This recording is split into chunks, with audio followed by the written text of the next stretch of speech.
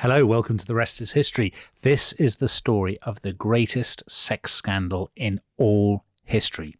It's the story of Lord Byron, the greatest poet of the age, the first real celebrity of the 19th century. He's been on his travels. He gets back home. He starts sleeping with his sister, as you do. He makes a terrible marriage. He has probably the worst mother-in-law who has ever lived. He tries to get his wife and his sister to have a threesome with him. All hell kicks off, massive scandal, and it ends with him having to flee Britain because the scandal is threatening to engulf his entire life. This is an amazing story. Don't miss it. The subject of conversation, of curiosity, of enthusiasm almost, one might say, of the moment is not Spain or Portugal, warriors or patriots, but Lord Byron.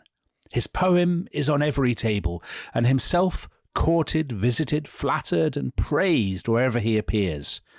He has a pale, sickly, but handsome countenance, a bad figure, animated but amusing conversation, and in short, he is really the only topic almost of every conversation. The men jealous of him, the women of each other.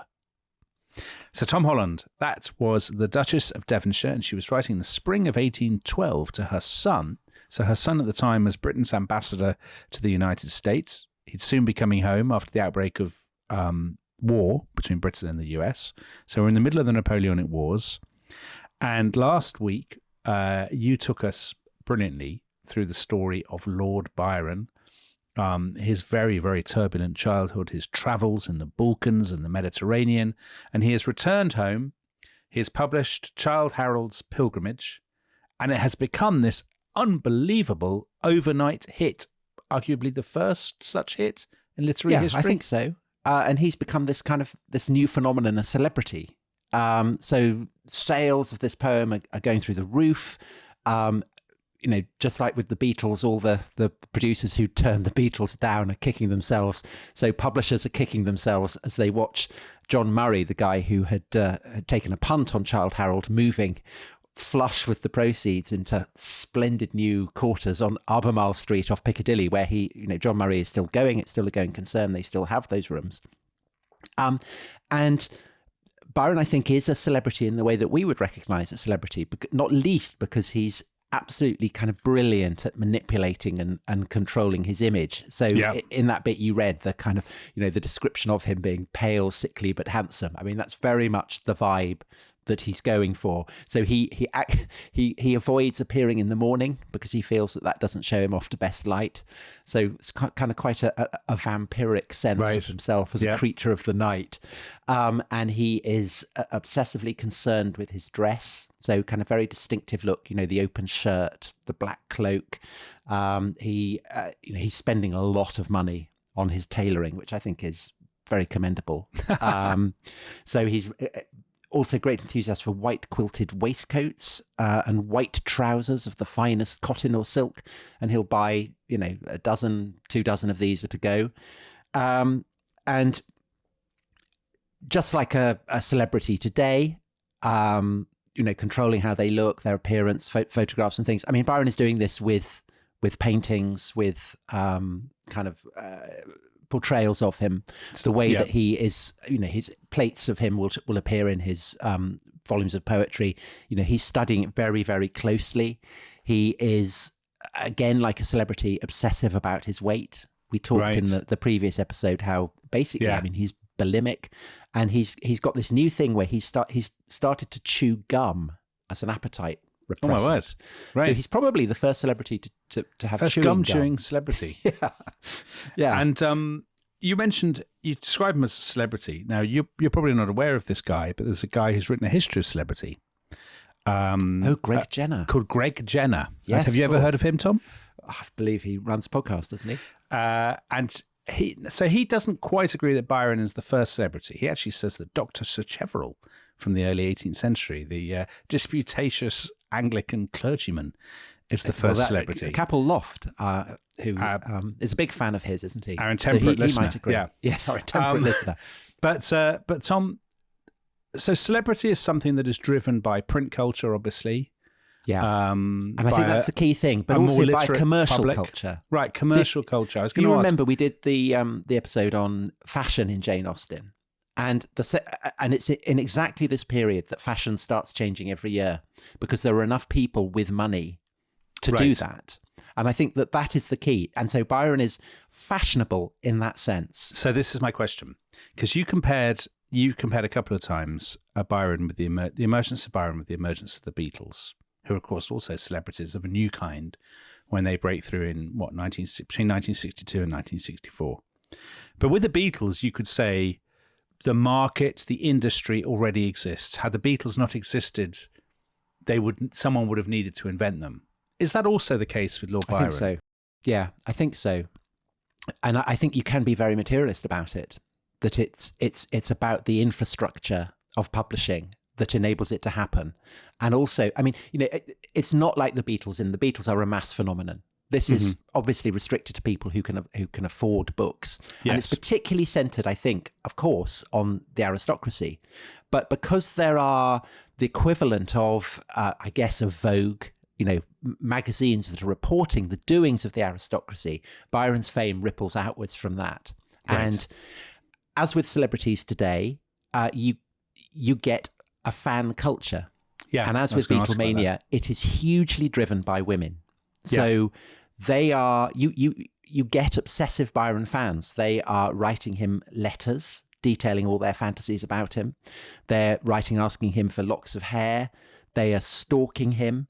And Byron is incredibly disconcerted by this, because I don't think anyone has ever experienced anything quite like this. And so he pretends to be dismissive of it, but secretly, I mean, we know about these fan letters because he keeps them. And, he keeps them kind of locked away. And the other thing, of course, that is also familiar from the recent history of celebrity, and I guess maybe even more in Hollywood perhaps than anywhere else, is that Byron has very deep gay fantasies, desires, and this has to be repressed because his female fan base will not appreciate it. So again, there is that sense of celebrity being accompanied by a kind of an erotic self-repression, which is also a part of, certainly of 20th century celebrity. The pressure of being the subject of the fan culture and being the object of every gaze, I guess, which is something a modern celebrity would be completely familiar with. Byron has this, even though most people, you said that it's an aristocratic thing, and obviously that makes sense because most people aren't. But I mean, ultimately, you said 10,000 copies of the poetry book. That's tiny in a country of millions. But is Byron conscious when he leaves London that people know who he is, that he's a name to be conjured with? Is his name spreading, would you say? Yes, I think so. Because, I mean, he's not going to remote villages to hang out, but he is going to Bath, he's going to Brighton, he's going to places where the fashionable hang out and where the fashionable will be reported on. And he is the person who's reported on. And I think that you get a measure perhaps of his fame by the way in which elements of the Byronic, for instance, start to appear in Jane Austen's novels. So Pride and Prejudice will come out a year after Byron turns famous. And I think there are elements of Byron in Mr. Darcy. And he is name-checked in Persuasion, Jane Austen's last novel. And I think the sense of what it is to be an attractive, charismatic, aristocratic figure, Byron is having a huge influence on this. And it, as you say, it generates huge emotional pressure on him. And I think that explains why, from the beginning, his celebrity is shadowed by scandal. And there are three relationships in particular that, I mean, it's kind of like Pride and Prejudice on hard drugs. I mean, it is an amazing, extraordinary, authentically scandalous story. And that's basically the subject of today's episode. Yes. So if you like bad behavior, and particularly bad behavior, sexual conduct, this is the episode for you. And if you don't, other episodes are available. Yeah, there absolutely are. So, so the first of these three affairs, three relationships, it involves a woman who Fiona McCarthy, in her brilliant biography of Byron, describes as the fan to end all fans. And this is Lady Caroline Lamb, who is the wife of William Lamb, who, on the death of his father in 1828, will become Lord Melbourne. And Queen Victoria's first Prime Minister. Queen Victoria's so Rufus great. Sewell. For those Rufus Sewell, if you've seen the Yeah. TV series about Queen Victoria. So he is actually quite a distant husband, quite an austere husband. The marriage isn't entirely happy. Caroline has 2 miscarriages, and then she has a son who survives. And she is, she's not really suited to a kind of slightly chill, ironic figure like her husband, because she is very restless, wild, farouche. And her mother-in-law, Lady Melbourne, who doesn't like her at all, calls her the little beast. And it's not just in her manners that she's eccentric, but in her appearance. So is this Fiona McCarthy, Tom? Very amusing. No, so this is Benita Eisler, who's also written a great biography. So description of Lady Caroline Lamb. She was small, unfashionably slender and flat-chested in an age that admired opulent female attributes, splendid snowy breasts, buttocks and bellies. Daringly, she had cut her hair, and her short flaxen curls framed a thin face that large dark eyes seemed to cause to seem even thinner. So in other words, she looks like a boy. And not only that, Dominic, but she actually enjoys dressing up as a page boy. And we know she's kind of gamine, I guess. She's yes. We know that Byron has a thing for page boys. So, so all the ingredients are there. And Caroline is very romantic. And so she, of course, reads Childe Harold's Pilgrimage, is swept away by it. She writes him a fan letter. But then when they meet at a ball, she cuts him dead. So all the other women are flocking around, their eyes meet, and she just moves away, which of course is calculated to pique his interest. Textbook. Yeah. And then Byron is at Holland House, so this tremendously wig named salon. centre of wig salons. Yes, and the Melbournes also are wigs. So they're very kind of intimate, close. And so Byron is there. Caroline knows he's there. And she comes galloping up. She's ridden from her. So the Melbournes have a house, Dover House, which is on Whitehall, and today, in fact, is the Scotland office. She has galloped from there all the way over to Holland House in Kensington, and so she arrives in her very masculine cut riding habit, glowing. Yeah. Throws herself down flamboyantly on a sofa. She's all sweaty and stuff. Yeah. It's all absolutely calculated. So Byron goes to Dover House the next morning, and Caroline hosts these kind of morning waltzes. Maybe 40, 50 people are invited. They dance, and then they have a restorative cold dinner, and it's all very grand. It's the invitation everyone wants to have. Byron comes, of course. He can't dance because of his club foot. But he just stands there, posing, looking kind of faintly superior. I mean, he's very shy and very nervous because he can't dance at a dance. So it's awful. But this just makes him all the more glamorous. I mean, and again, I think one of the ways in which he's massively influential is that he kind of establishes the template of cool, of not joining in, of standing being aloof, apart. Yeah. Standing apart. So all eyes are on him. And I think it's fair to say that the eyes of 2 particular members of Caroline's extended family are on him. So the first of these we already mentioned, Lady Melbourne, who is Caroline's mother-in-law. And she's a terrible person, but very, very... So she's cynical, she's manipulative, she's amoral. It's said of her that she only has to see a happy marriage and she works to destroy it. So she's Madame de Merteuil. Is she in or in Dangerous Liaisons? That kind of character. Yeah. Yes. So yes, absolutely. So she loves writing letters, bitching about people, and kind of trying to kind of cause mischief. And of course, the Marquise de Merteuil has the Vicomte de Valmont. Anyone who's seen the film Dangerous Liaisons will remember that. And she's thinking, maybe Byron can be my Valmont. Who knows? So she can use him to basically ruin other people's lives and amuse herself.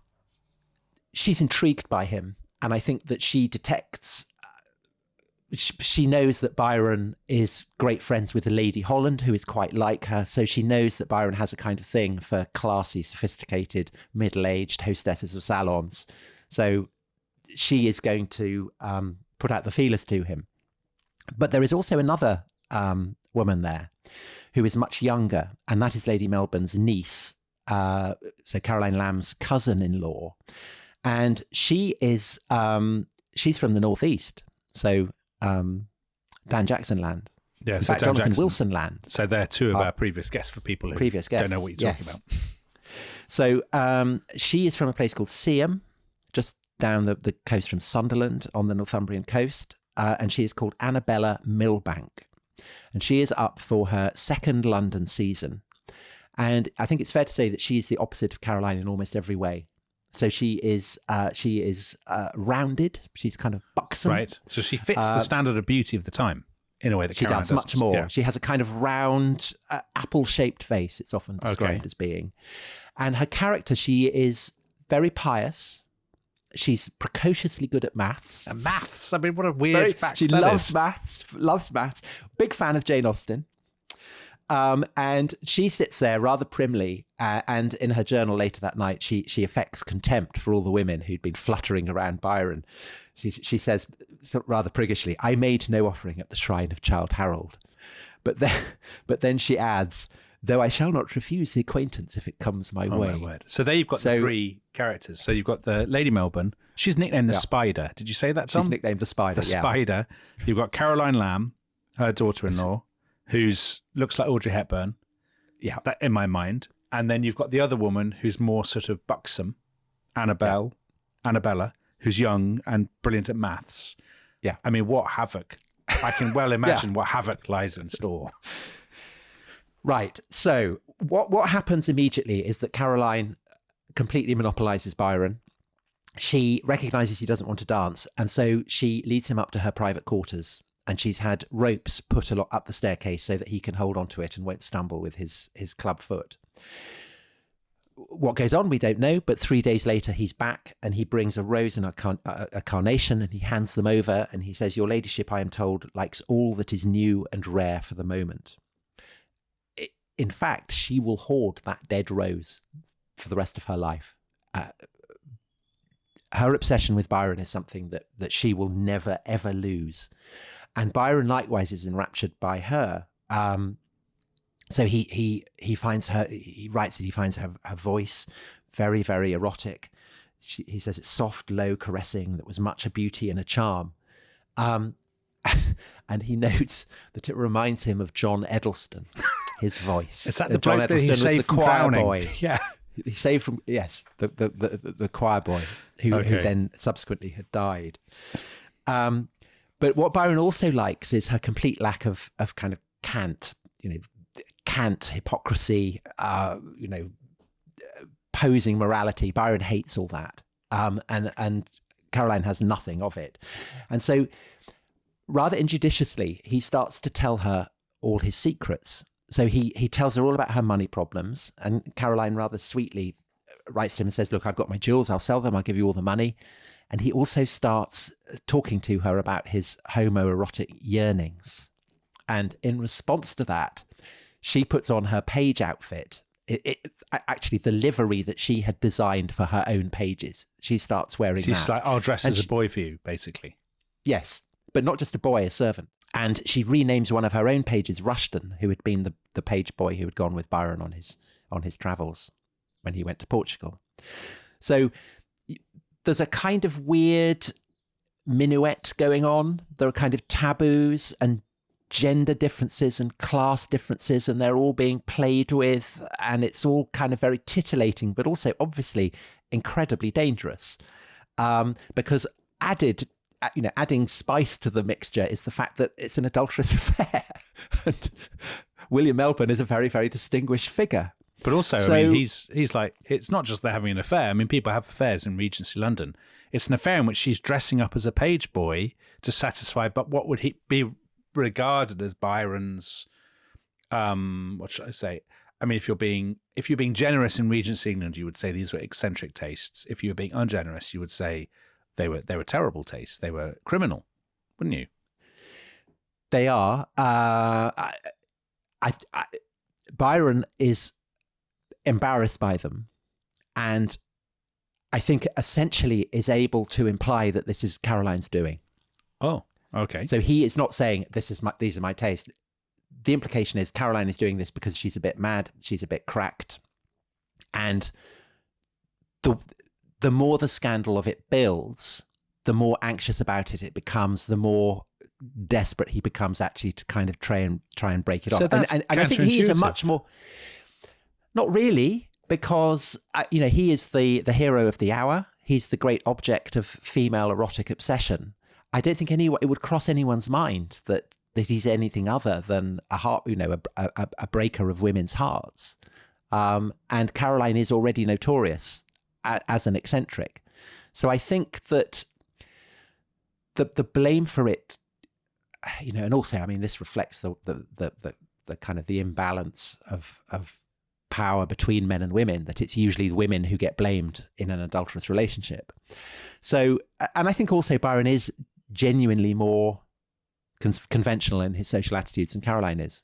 I mean, Caroline is she's of higher rank, and the higher rank you are, the easier it becomes. He's more insecure about his social position. Completely. Yes. And also Caroline is starting to behave in an alarming way, because basically she is stalking him. And that Byron has a lot of women who are stalking him, but Caroline is pushing it to extremes. So in her disguise as a page boy, she breaks into his rooms and starts rifling through his drawers, probably looking for evidence that he's having relationships with other women. A few weeks later, she disguises herself not as a boy, but as a man, breaks into Byron's bedroom. Byron says, please leave. She refuses, manages to persuade Byron to elope with her. I mean, and Byron, I think, is quite passive in his relationship with women, oddly.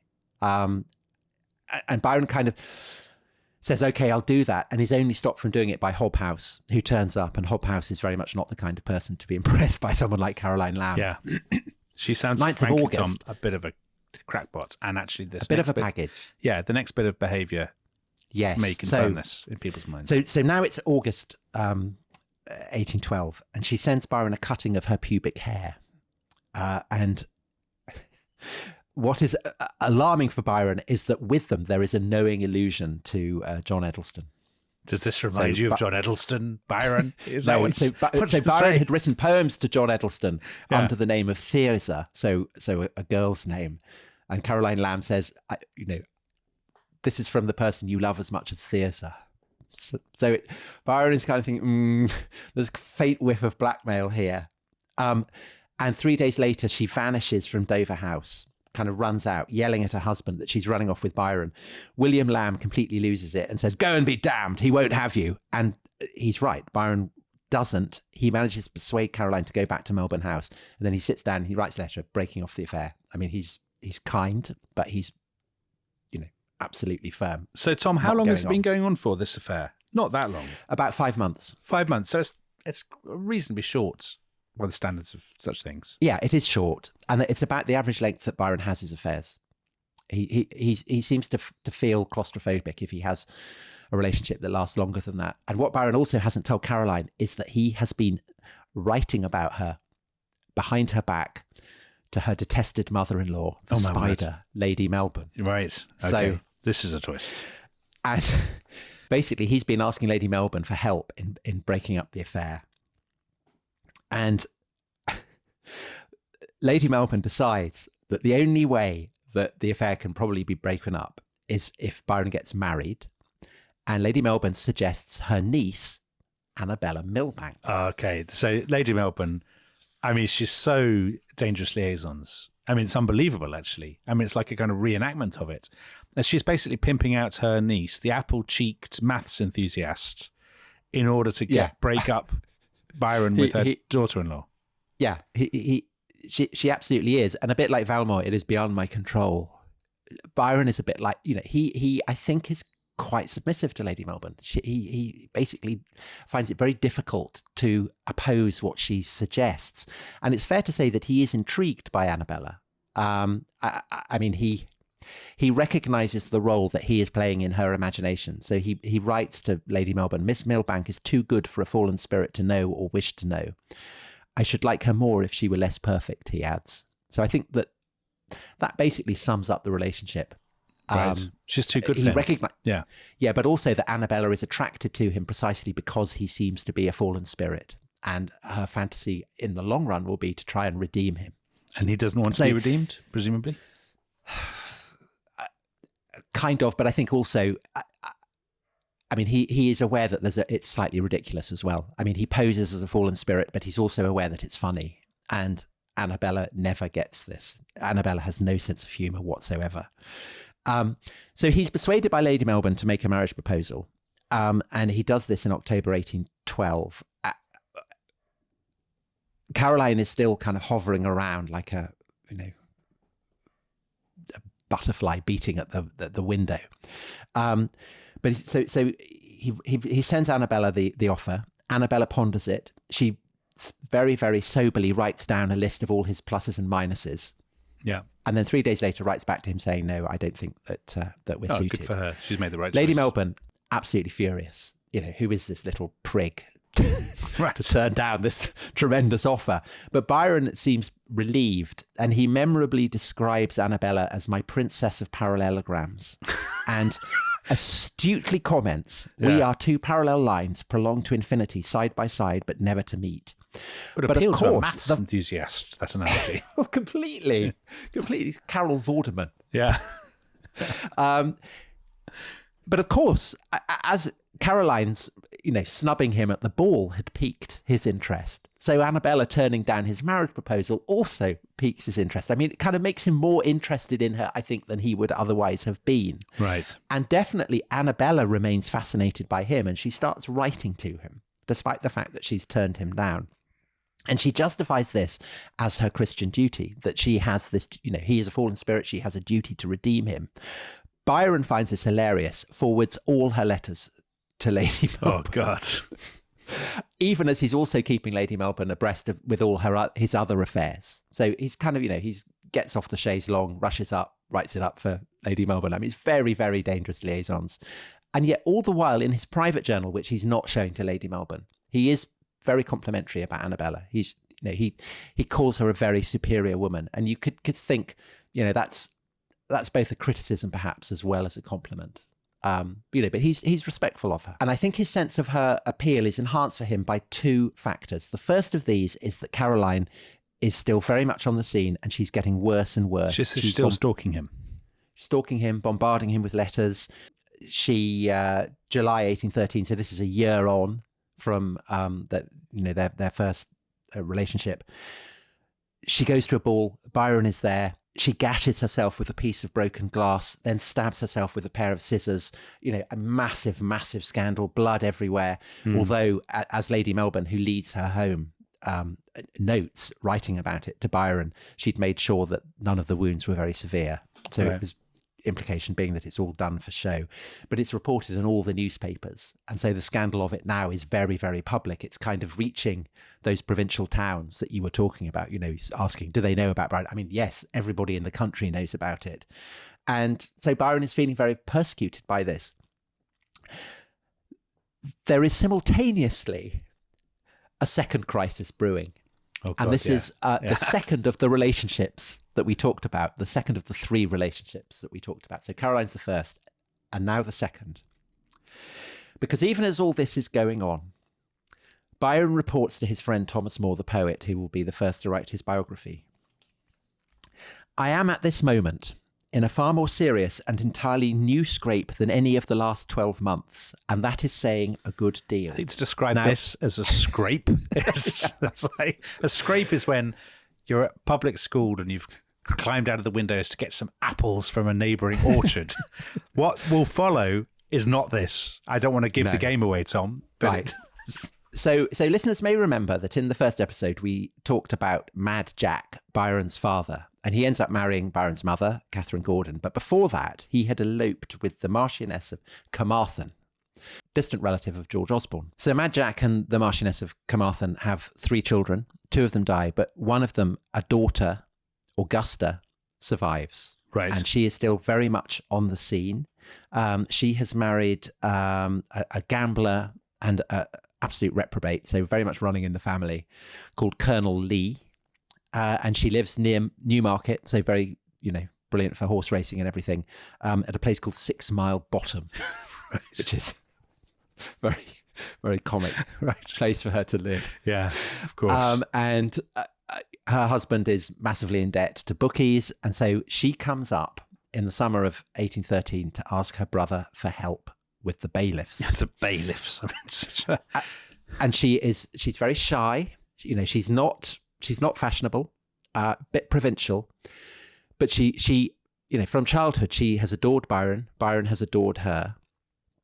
And physically, Byron finds her very attractive. She's actually the opposite of Caroline. So she's not gamine. She's kind of, so Byron later he in Don Juan, he gives a portrait of Augusta as a slave girl in the harem in Constantinople called Dudu.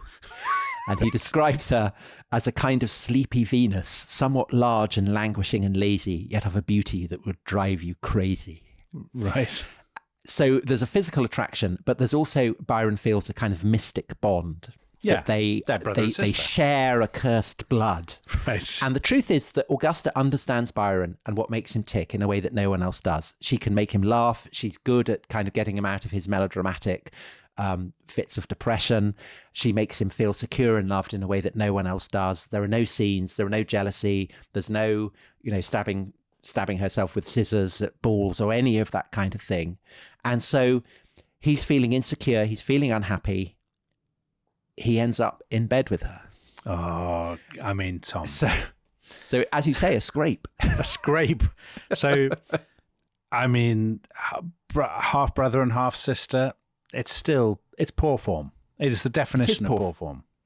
And of course, both of them are aware that their father had had an affair with his sister. So again, there's this sense it's a very Byronic thing. Yeah. What's going on with this family? So, and his father had eloped with Augusta's mother. So all that August 1813, Byron and Augusta are discussing, well, we should elope. And Lady Melbourne has kind of picked up on this because, of course, Byron can't resist telling her. And she's saying, no, she's don't. Because obviously, I mean, eloping with your sister. Why had he told her? Why would you tell somebody whose nickname was the Spider that you were having an affair with your own sister? I know. I mean, just thank God he wasn't on social media. I mean, imagine him on Instagram or bonkers. Terrible. So anyway, Augusta and Byron by the end of August have decided better of it. So no elopement, but they do continue their affair. And so that's that kind of Christmas of 1813, New Year. And then they go off together to Newstead. So the baronial pile that is Byron's inheritance as Lord Byron. And it's very, very cold and wintry, deep snow, difficult for them to get there. And when they arrive there, it's as though they are kind of, they're walled in by the snow. So the great fires are blazing, torches, candles. And they're there for weeks. And from what both of them write, it seems to have been the happiest period in both their lives. They clearly ecstatically happy, and the atmospherics of being in this ancestral pile, I mean, incredibly romantic in every way. But then he goes back to the snow melts. It's February. He has to go back to London, and he's aware that he's kind of teetering on the edge of massive scandal. And he takes kind of very, very flashy rooms, Dominic, and he takes them in the Albany, which it was originally called Melbourne House, and Lady Melbourne had spent her first years as a bride there with Lord Melbourne. They then sold it up and moved to Dover House. But of course, a similarly Byronic figure, very Byronic in the long figure. run, will move in and live there in the same block, and that of course is Edward Heath. Edward Heath, great star of our 1974 series, and probably, you say a very Byronic figure. Is it fair to say the least Byronic person who's ever lived? I think it is. I think it is. So Byron settles in there. He has the best set of rooms in the Albany. He writes to Melbourne, I've split up with Augusta. But he then commits a terrible, unbelievable mistake. He tells Caroline Lamb. It's like he can't help but talk about it. He's so obsessed by it. He wants to share it with Caroline. So the very person who's stalking him. Oh, by the way, I'm sleeping with my sister. Yeah. And so Caroline writes back, I love that Augusta with my heart because she is yours and is dear to you. Caroline then tells Lady Melbourne, wow, Byron's having an affair with his sister. And Lady Melbourne hits the roof. She says, what are you doing telling Caroline? Are you mad? So Lady Melbourne's not cross that it's happening. She's cross that he's told Caroline. She is cross that it's happening, but she's particularly furious that he's told Caroline. Right. Partly, I think, because she knows it's, don't tell Caroline, she'll tell everyone. But also because, it's her confidence. So she feels offended. And so they agree, there's nothing for it. He's got to get married. And Lady Melbourne says, well, what about Annabella? Pimping her out again. And Byron knows that this is possible because Annabella has invited him to see him. And this has been done with her parents' permission. And Byron writes back and says, yeah, okay. But then having done that, he prevaricates. And he's obviously thinking, I can see why it would work from one point of view, but from another, I don't really think she's my kind. I don't think it'll really work out. And so they're endlessly writing, and Annabella writes to him, you do not appear to be the person whom I ought to select as my guide, my support, my example on earth, with a view still to immortality. So they've been discussing, should they marry? And she's writing and saying, I think you'll be bad for my soul. And as soon as she says this, he's like, great, I'm in. As soon as she says, I don't think we should marry, he writes and says, yeah, let's get married. And Annabella immediately is so happy to get that she writes the same letter both to Albany and to Newstead because she's not sure where he's going to be. And in fact, the letter reaches Byron at Newstead on the 17th of September, and he is there with Augusta. And he opens the letter and he reads it, and Annabella has written, this is a moment of joy which I have too much despaired of ever experiencing. I dared not believe it possible. Byron reads it, and then he hands over the letter to Augusta, and he had shown Augusta his proposal of marriage before he had posted it. So Augusta knows exactly what's going on and approves it. Augusta takes the letter, glances at it, looks up at Byron, sees that Byron is deathly pale, and Byron's comment on it, it never rains, but it pours. What a bizarre story. I don't think I'm giving anything away when I say that things will get more complicated, weirder, and actually in the second half, and they won't end happily for everybody ever after, will they, Tom? So no. We'll take a break and come back after the break to find just how weird things get. He had been expected for the 2 preceding days. My mother was impatient, which had not suffered any interruption since the time that I accepted the offer of marriage. I was sitting in my own room, reading, when I heard the carriage. I put out the candles, deliberated what should be done, resolved to meet him first alone. It was so arranged. He was in the drawing room, standing by the side of the chimney-piece. He did not move forwards as I approached towards the fireplace. There was a silence. He broke it. It is a long time since we have met, in an undertone.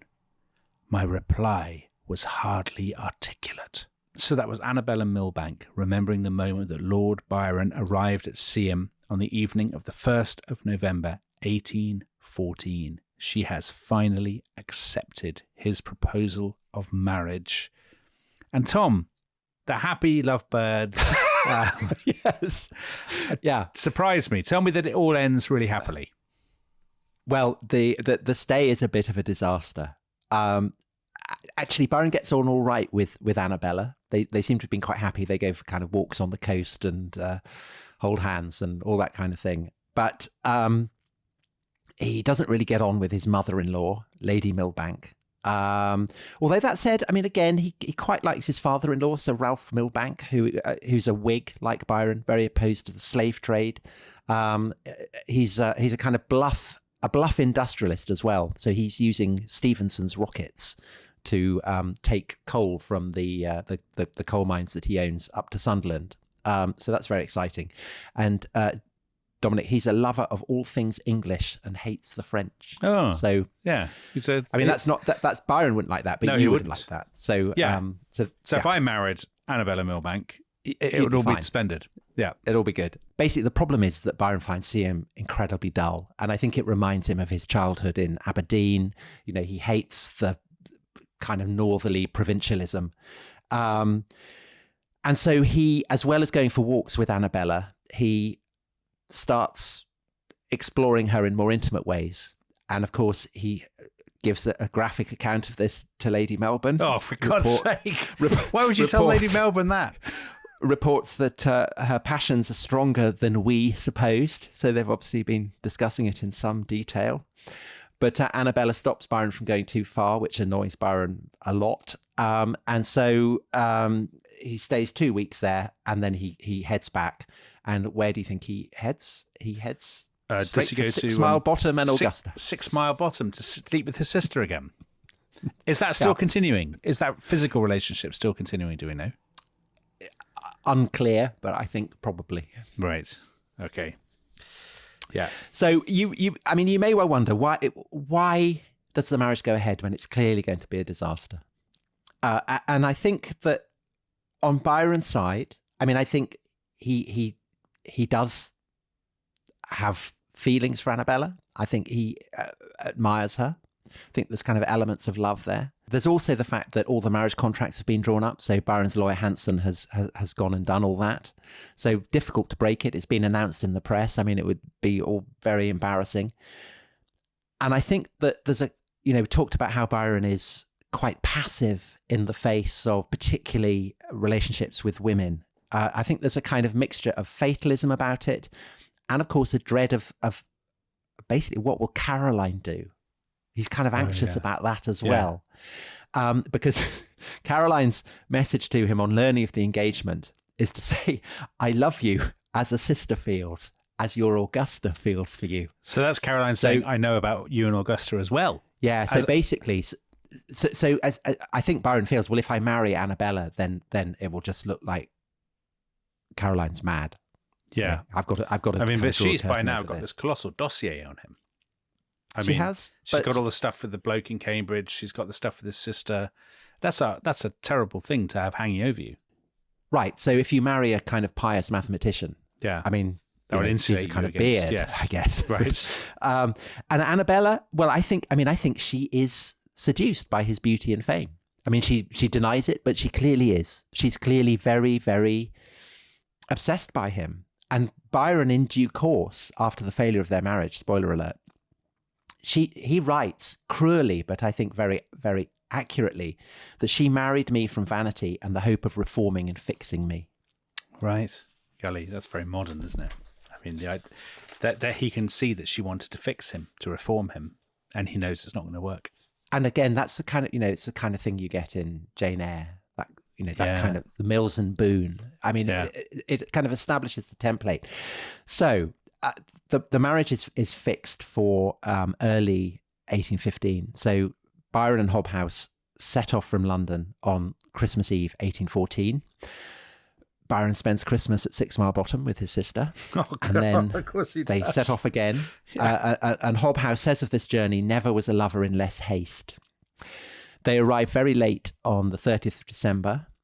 Hobhouse inspects Annabella, records in his journal that evening, rather dowdy looking and wears a long and high dress, though she has excellent feet and ankles. Yeah, don't disregard feet and ankles, Tom. I mean... you can't. But over the next few days, he comes to admire her, thinks that she's a very impressive woman, describes her as very sensible. And his judgment is actually that Byron and Annabella are in love. He finds their relationship quite affecting. And the marriage takes place by special dispensation that's been issued by the Archbishop of Canterbury in the living room of Seaham House overlooking the North Sea. And this happens on New Year's Day, 1st of January, 1815.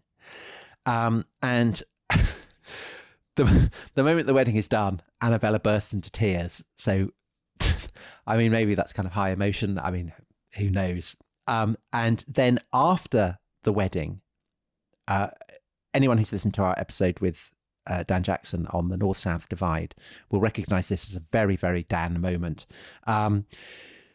Before Byron and Annabella leave the house, some coal miners, 10 of them, arrive fantastically dressed, and they do a sword dance. Oh, that's nice. Which is the kind of custom that seems to have gone into abeyance since then. Yeah, that doesn't happen in the north of England. I associate that with more with Albania, frankly, with Byron's old stamping ground. Yeah, but it's so that's great. I mean, it's wonderfully Northumbrian. And then they set off. The happy couple set off to another Milbanke property, which is Halnaby Hall near Darlington. So how does the honeymoon go? Oh, Tom, well, I'm dreading this. So Byron writes Lady Melbourne, says it's all great, fabulous. Mm-hmm. However, there are other accounts, Lady Byron's own accounts. So Lady Byron is Annabella. Yeah. So Annabella is now Lady Byron. And also comments that Byron makes to his friends, and also things that he wrote in his memoirs, which subsequently get burnt by Hobhouse to spare scandal, but which various people had read and they remember it. So if you collate these reports, this is the account of the honeymoon. So they're driving through Durham. The bells are ringing for them in their honour. And Byron begins singing and kind of basically ranting. And he tells Annabella that she has doomed him. She'd rejected him 2 years earlier. If only she'd done that, she would have spared him damnation, alluding to the incest, but not actually naming it, but dropping very, very heavy hints. She says that he says that she has doomed him to tragedy. He then starts slagging off her mother. Oh God! Says that Lady Melbourne says that her mother's a terrible woman. So it's not a happy drive. This is a very poor way to leave the service and the reception. Yeah, they arrive at Halnaby Hall. Byron then apparently had written, I had Lady Byron on the sofa before dinner. He'd written this. Well, that's something, memoirs. I suppose. I mean, that's a plus point. It's then time for them to go to bed. Byron informs Lady Byron, I hate sleeping with women. I don't want to go to sleep with a woman, but if you've got to, well, okay, fair enough. And so by that's that, not he means like literally sleeping. He literally sleeping in the bed. Yeah. And they go to sleep, and then Byron wakes up in the middle of the night. The curtains are bright scarlet. There's a flickering candle, and Byron cries out, "Good God, I am surely in hell!" So, poor Lady Byron. Oh, I mean, just awful. And there's no question that he is. I mean, this is what he does. He's Byron. He plays up the melodrama. Tom, this is what happens. He does all this kind of thing. This is what happens if you spend too much time on your maths. Right, because she doesn't recognise that there is an element of self-parody to this. As and so Augusta would have recognised this, would have laughed him out of it, would have made a joke of it, and Annabella doesn't. And so this just reminds Byron more and more of Augusta. And so he starts writing to Augusta and dropping hints about how close he is to Augusta. And that just makes Lady Byron more and more kind of rigid with nervousness and tension. And so it's terrible. Now, the thing is that there are clearly moments where they behave like a conventional loving couple. So she helps Byron. He's writing these poems. They're called Hebrew melodies. He's been asked by a Jewish composer to write some poetry based on the Old Testament that this Jewish composer Isaac Nathan can set to music, and Lady Byron is kind of copying it up. And these are some of Byron's most beautiful poetry. So there's the people may have heard the destruction of Sennacherib. The Assyrian came down like a wolf on the fold, and his cohorts were gleaming in purple and gold. So it's all great stuff, and Lady Byron is helping him with that. But then the time comes for them to head south. And where do they head? Oh, not to his sister's house. 6 Mile Bottom. That is exactly where they go. And by this point, Annabella is really starting to put, she's a mathematician. She's putting 2 and 2 together. Yes. And she's arriving at 4. And when they meet with Augusta, all her suspicions are confirmed, because by now Byron is behaving with, I think, palpable cruelty. Kind of basically saying to Annabella, you go to bed, I don't need you anymore, I've got my sister. I mean, horrible behavior. Yeah. And in due course, he basically involves them in a threesome. Yes, golly. His delight was to work us both well. So that's Annabella writing after the failure of the marriage. And he basically, he's lying on the sofa and he's making them both lie beside him. Would you like to have an incestuous threesome with me and my sister?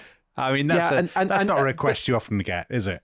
So that's I mean, that's bad enough. The man you've just married is having an adulterous affair with his sister and wants you to get involved. There's something kind of, when she writes about this, there's something so tragic, because what she really, really upsets her.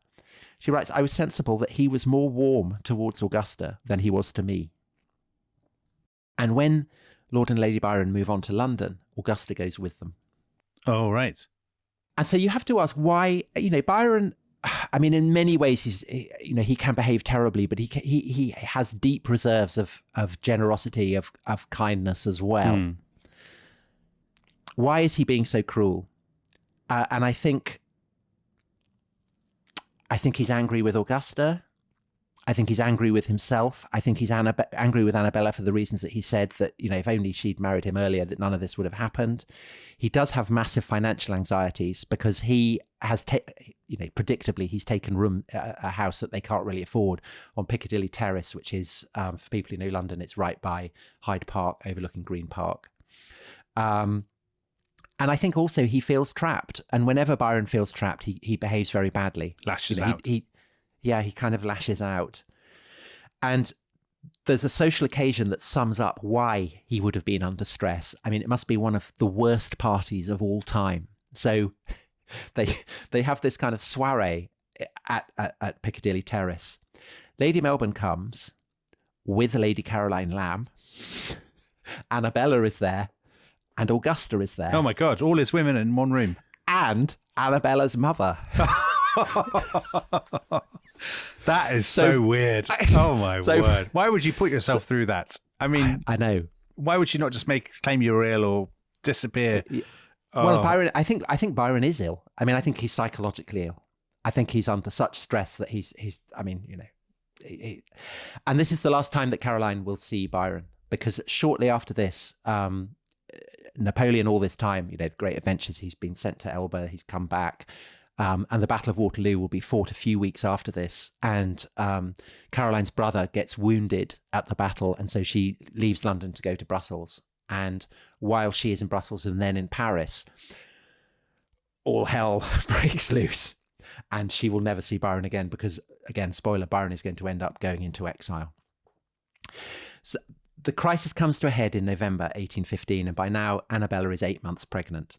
And Byron's stress is kind of reaching breaking point. He's drinking very, very heavily, just to kind of add, horror to the mix. He's having an affair with an actress, dropping hints about that, both to Augusta and to Annabella. And then on the 8th of November, bailiffs force their way into the house. So...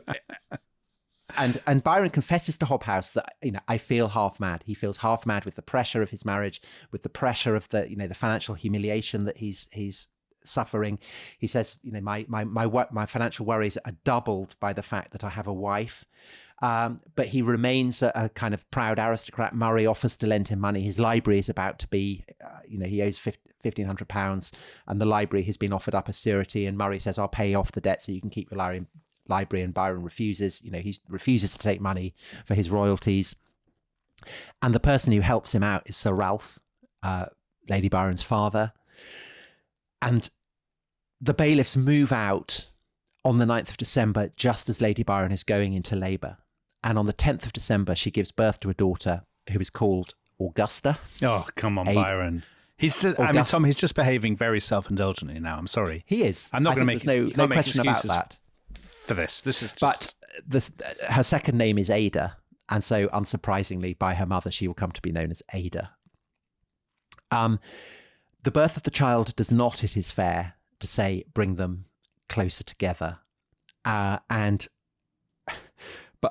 Byron's response to the fact that his wife is recovering from labour is to start dropping hints, not about incest, which Lady Byron now knows all about, but about sodomy. Although he does try to assure her that, as he says, I have never done an act that would bring me under the law, at least on this side of the water. So basically saying I haven't had any gay affairs, at least since I came back from my travels. At least not on this side of the water. I mean, so he's deliberately leaving the implication open, which is what he does, right? Yeah. There must be a cruelty in his nature, Tom, to be. Yeah, I think so. Well, yeah. It's his image. I mean, that's the image of the Byronic hero, the nameless crime. Yeah, it's what it's all about. Yeah, but to taunt, I'm saying to keep taunting. I agree. It's unspeakably cruel behaviour. And Lady Byron, by this point, is at breaking point. And so she says, I want to take Ada, the newborn girl, to go and see my parents. And Byron's response to this is, yes, please go, and go as soon as possible. So Lady Byron by now basically is convinced that he's mad. And so she, as Caroline had earlier done, she starts rummaging through his drawers and his trunks and everything in his letter cases, searching for evidence that she will be able to produce to demand a separation. And she discovers in a travelling trunk a bottle of laudanum, so opium, and a secret copy of Justine by the Marquis de Sade. So this is what Byron has been reading. And on the 14th of January, before she leaves him, she goes to a doctor and consults with him. And I'll read it in full because her testimony is really interesting. She says this about Byron. He is convinced that he must be wicked, is foredoomed to evil, and compelled by some irresistible power to follow his destiny, doing violence all the time to his feelings. Under the influence of this imagined fatalism, he will be most unkind to those whom he loves best. So I think that's absolutely true. Suffering agonies at the same time for the pain he gives them. He then believes the world to be governed by a malignant spirit, and at one time conceived himself to be a fallen angel, though he was half ashamed of the idea and grew cunning and mysterious about it after I seemed to detect it. Tom, do you think he's mentally ill? I think he's under such stress as effectively to be so at this point, yes. Okay. And so that evening, after she's been to consult with the doctor, she is sitting with Byron and with Augusta. And Byron says, when shall we three meet again? And Lady Byron replies to him, in heaven, I hope. And early the next morning, before Byron's got up, she leaves, she takes Ada with her. And on the 2nd of February, Byron gets a letter from Sir Ralph Milbanke, Lady Byron's father, asking him to agree to a separation. And Ada, just a big spoiler, she is, of course, Ada Lovelace, isn't she? Yes. The sort of computing pioneer. So she got her maths from her mum. She does. And nothing. And she gets her very self-destructive streak from Byron, but we'll perhaps come to that at the end of the next episode. Now, what is interesting is that this letter from Sir Ralph Milbanke comes as a complete shock to Byron. And he writes back to Sir Ralph denying any suggestion of ill treatment. And it is fair to say that all the accounts of Byron's ill treatment do come from Annabella. I mean, clearly she has been driven to leave him. She's a very pious, devout woman, clearly still in love with him. So she's not leaving him for no reason. But I think it is fair to just to kind of raise the possibility that she might be perhaps overshadowing things. So I think a kind of classic example of the scope that exists for misunderstanding between Byron and Lady Byron. Annabella reports that as her labour began, Byron goes out to the theatre and he then comes back and he spends the night downstairs throwing bottles at the room in which she is giving birth, presumably to kind of disturb her and upset her as she's giving birth. And she tells this to Hobhouse, and Hobhouse thinks, that can't be true. And so he goes and looks at the ceiling where Byron is supposed to have thrown the bottles, and there's no marks of any bottles having been thrown there. And Hobhouse's conclusion is that this is Byron's playful habit of knocking off the heads of the bottles with a poker, and that this sufficiently accounted for the noise. I mean, you might say, well, even if your wife is in labour, knocking bottles off with a poker is a bit unsettling. But I don't think there was deliberate cruelty there. So it's it's difficult to know. And this is why Hobhouse much later says that Byron could have ridden out the scandal if he'd wanted. He says there was not the slightest necessity, even in appearance, for his going abroad. But Tom, I think Hobhouse is wrong. Sorry, Dominic. I was about to say, but Tom, first of all, Hobhouse is parti pris. He's Byron's old friend.